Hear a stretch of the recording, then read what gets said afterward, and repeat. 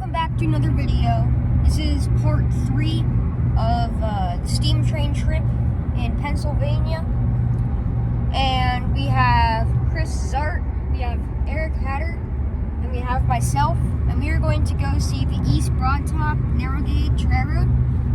And it's pretty exciting. This is the only narrow gauge railroad that's in the area.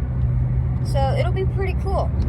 And it's when all the tools were just laid down when they were done. They just laid them down. And they haven't been picked back up. Nothing's been moved.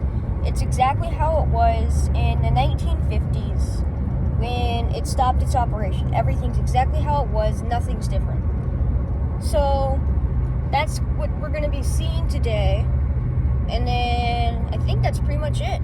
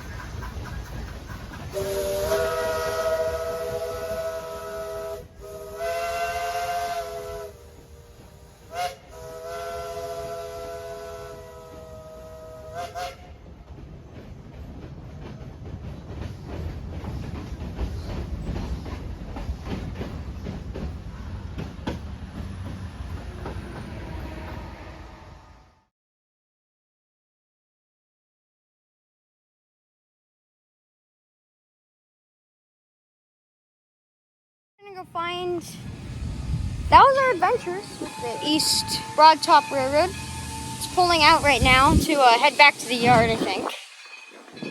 Yep, there it goes. There it goes. So that was our adventures with the East Broad Top Railroad.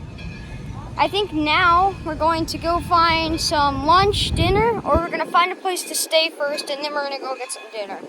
I know for dinner, we want to go to A&W.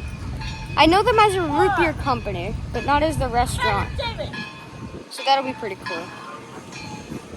And then after that, I think we're pretty much going to be done with the day. So yeah, that'll be it. And then see you guys for the next video.